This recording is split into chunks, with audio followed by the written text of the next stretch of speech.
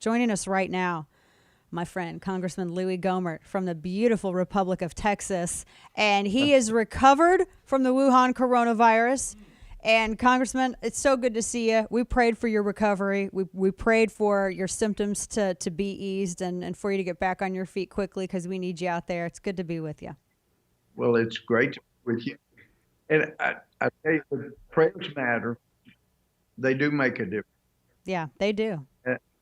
And deeply regret that so many Americans have had either the FDA or Twitter, Facebook, Google come between them and their doctors.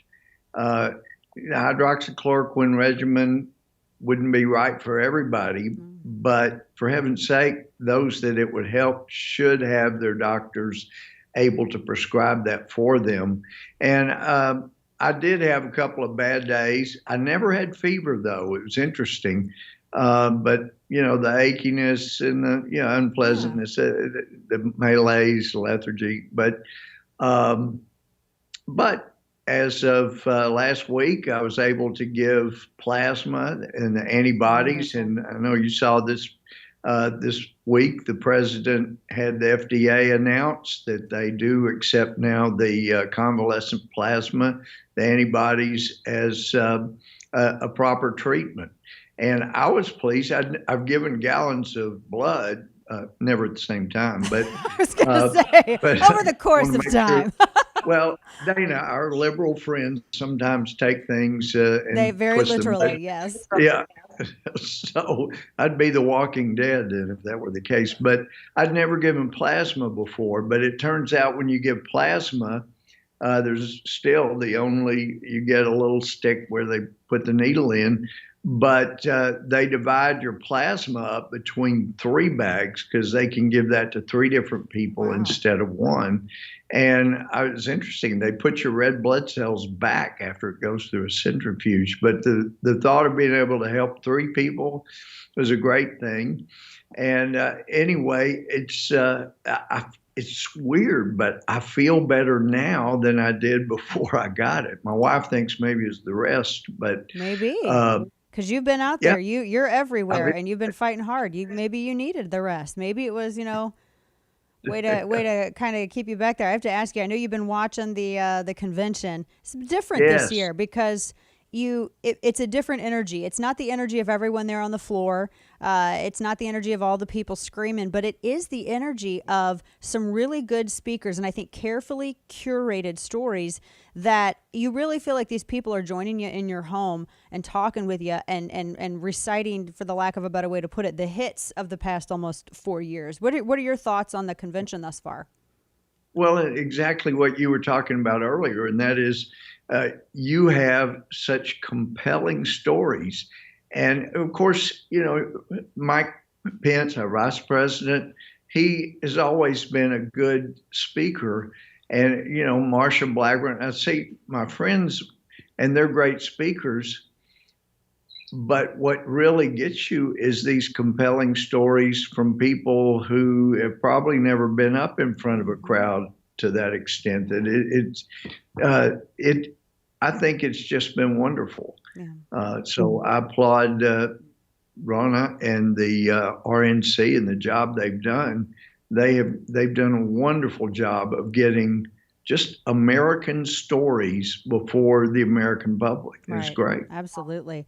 Hopefully, we can see some of that, those stories, and at least a clash of ideas and debates, because I think what the first debate that we have between Biden and Trump is scheduled for the 29th. I've got to get your thoughts on this because Nancy Pelosi came out today and has said that she doesn't think there should be any more debates. In fact, I read a tweet from her a little bit earlier.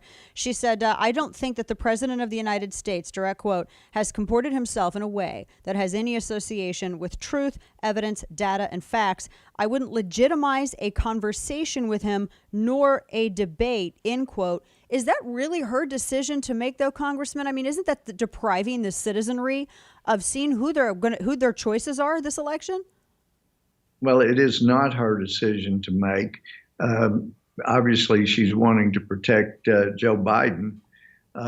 and I can understand why she would want to do that. I mean, I've been expecting more people, in addition to the speaker, to come out and say, we don't need debates because they're afraid of Joe Biden's performance and what will happen. And he may urge people to vote for him for senator again, like he has before, instead of for vice or instead of for president. So we'll see what happens. But yeah, I mean, it's for president. If you're running and you've got you're 50 points ahead of an opponent, it doesn't make a lot of sense to have a debate in my mind at that point. But when we're talking about the presidency, yes, we need to see you stand up for our country and be able to take somebody on, especially what could be, we're told, a very close race. I hope that President Trump blows it away. Uh, we have been so blessed by the grace of God, and it's a good thing I'm not God. I would have already given up on us the way we've turned our back on God. But True. thank God it's God and I'm not. And well, you've written, Um, but God has given us another chance, and we need to make full use of it.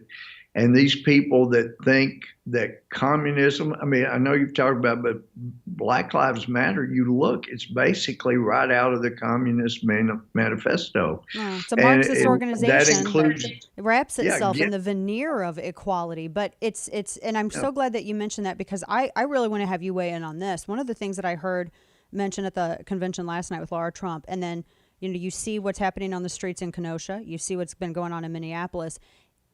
It was stated that this is not like other elections. In the past, it's always, okay, what policies are better, Republican, Democrat? Let's get into the weeds. Yes, you do that still, but at the same time, this isn't just a difference between Democrat and Republican anymore. This is a difference between socialism and ultimately yeah. freedom, or as free as you can get it. I think that is pretty accurate. What is your thought on this? And do you think that, I mean, I would hope that voters realize this. I think maybe some of them are, when they see what's happening in Kenosha, which is why Trump's approval rating is starting to rise. Your thought?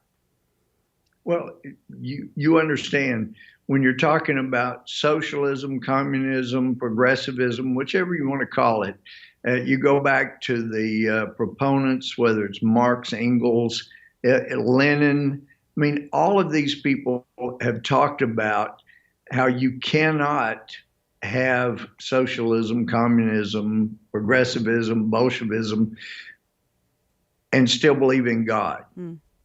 So, as Dostoevsky, he was combating in writing some of the ideas that Marx had put forth, but he pointed out the problem with communism, or he may have said socialism, is not economic.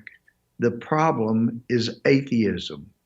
And Dana, I know when I was an exchange student for a summer, there were 8 Americans allowed in that summer on the program, and we were going into the only authorized seminary. The Russian Orthodox Church was allowed a seminary. I think they had 40 people a year that could be students brought in. And as you turn into the gates, it seemed like a couple hours outside of Moscow. Zagorsk was the name. But there was a building there, and it had a painting of Lenin's face, and then in Russian, Lenin z nami. Lenin is with us. You may be going into this seminary, but you need to know there is no God. It's Lenin that's with us. And that's the way it is. You have to have progressivism, socialism, and let's face it, communism, they never really had communism. True communism, there's no government. And Khrushchev himself gave up on that notion that there would ever be a system without government, because you've got to have totalitarianism.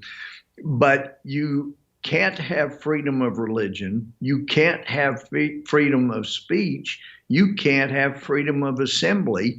And really, Dana, that's exactly what we're seeing in these places that have been taken over by the Marxist gangs, whether you led by Antifa or BLM. It's you look at the manifesto, one of the things they're going to eliminate, they said, the Western style family. Well, it's not a Western style family. It's the family that Moses talked about. That if you believe in God, that God gave to Moses. And he said, a man shall leave his father and mother, a woman leave her home, the two will become one. And then when Jesus was asked about it, he quoted the same thing. So what we have here in the West is not Western style families. It is Middle Eastern, it's Judeo Christian families. And that's something that the socialists want to get rid of. And even Marx had talked about, gee, to do this right, we can have such a better society if the government takes over the care of children and parents will be free to do what they want. They won't have freedom of religion, speech, or assembly, or any of those things. They won't have guns or weapons, but they'll have all this new freedom to do what they want. And I got cold chills when I went into a daycare center back in the 70s, and they said, children don't belong to the parents. They belong to our government. And if a parent tries to teach anything negative about our government, we immediately remove the children and put them in a home where they're taught the right things. And I thought, oh, thank God, literally, this is not the way it is in the United States. Now. And now we're seeing that's where they want to go. That's where they want to go, and there are a lot of stories about that. That's a whole other discussion with regards to the education and this lockdown. We're out of time right now, though, but Congressman, we got to have you back because that's an angle we'll explore definitely. And I'm glad that that's being highlighted as the civil rights issue of our time by Republicans right now. So happy to see that you're on the road to recovery. Praying for you to get your strength back, Congressman. God bless you, and take care. We'll talk to you again soon.